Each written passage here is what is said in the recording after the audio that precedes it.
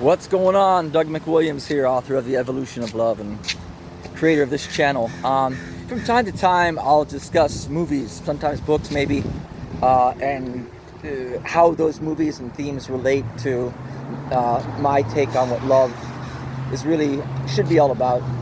And the movie I want to talk about is American Beauty. Kevin Spacey and Annette Bening from, 1999 or mid-90s? I don't know, late 1990s. You know the movie. I think it won Best Picture. Certainly got nominated, and deservingly so.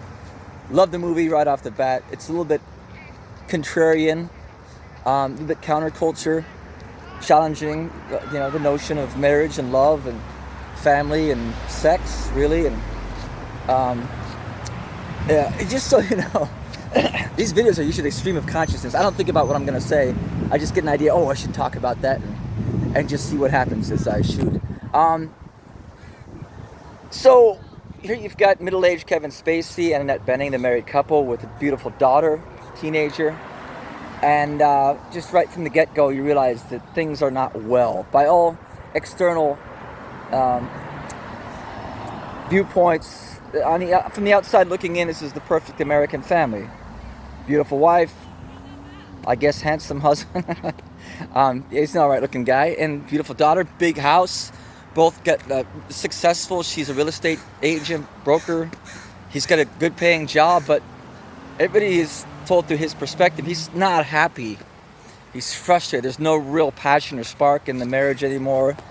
His wife is very career driven and not so much supportive of him. They don't have the chemistry they used to have.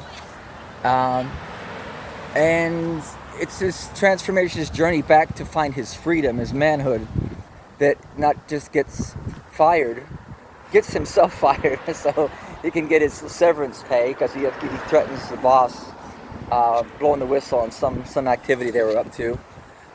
Gets the money and then goes to work at Jack in the Box or the equivalent in that movie. So I don't need the impressive job. I want to work a job with as little responsibility as possible. Goes back to start smoking weed with his neighbor and just finds some happiness again. Freedom, what I talk about in my book. You've got to be free to be who you are, and if that means it doesn't work, then that's how it goes.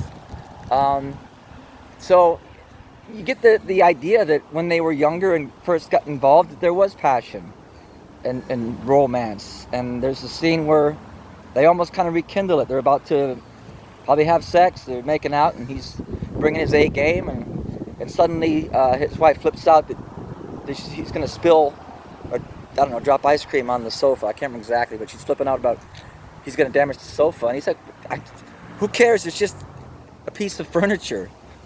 To her, it matters. So comment on that. Hey, it's fair to have your she's not wrong. He's not wrong. But one example, it's just they're not compatible anymore. Obviously, the romance is gone. So at that point, man, the relationship's over. Why does anyone feel the need to put on airs and fake, how happy they are together? So they're at a party, and she's like correcting him how he should behave, and he's kind of snapping back in a subtle way. I'll just be whatever you want me to be. I mean, let's be real, guys. People do that. I hope you're not doing that.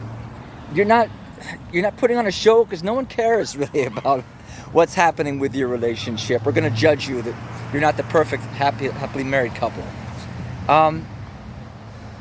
Just be real with yourself and each other. It's okay. It's not working. You deserve to be happy. We all do. I really want to help lessen any social stigma that maybe still exists now or in the future about divorce is a bad thing, or sad, or that's too bad, that's a shame, it didn't work out, or that children are going to be stigmatized for the rest of their life and be unable to handle the coming from a broken home. That's just it's a meme. I don't think there's any truth in that. I mean, it's the truth that we give it. If that's what you tell children, oh, that's so sad your parents aren't together, they're going to feel that way. For me, it's like, hey, that's a good thing.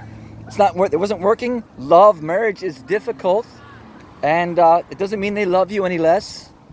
And now maybe you have two sets of parents. So that's awesome. To me, that's good.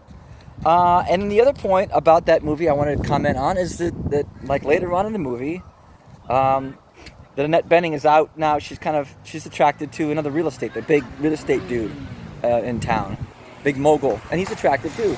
But they get the romantic spark. So she's out with, him, cheating or not cheating. She's out with him, and it's romantic. And Kevin Spacey's character knows she's out with him, and he's confronting his neighbor. His neighbor says, your wife is out with some other guy and you're not upset? And I can't remember exactly what he said, but the gist of it was, no, I want her to be happy. Something along those lines. And that ticks the box of what I call love. Unconditional love, an open hand.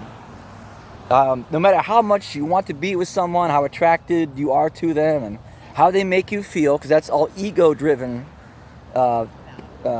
pleasure. What supersedes all that is that you respect them or care about them as a friend or a family member, that if they don't want to be with you, let them go. No hard feelings. If you love them, you want them to be happy. So this whole concept is, to me, nothing less than the death of ego-driven, selfish, possessive love. You can feel that way, but if you don't have this underlying, unconditional love that allows them their freedom and still love them, then you don't have much, I think. And I'm sure people will wake up to this concept at some point, because that's our evolution. As individuals, I think as societies, breaking away from our selfish, ego-driven, our fear, our selfishness, our possessiveness, and becoming love, unconditional. So I guess that kind of covers my comments on that movie. I hope that does something for you. Actually, I gotta say, it's probably one of my better videos up to now. Yeah. Wish you well. Have a great day. Bye.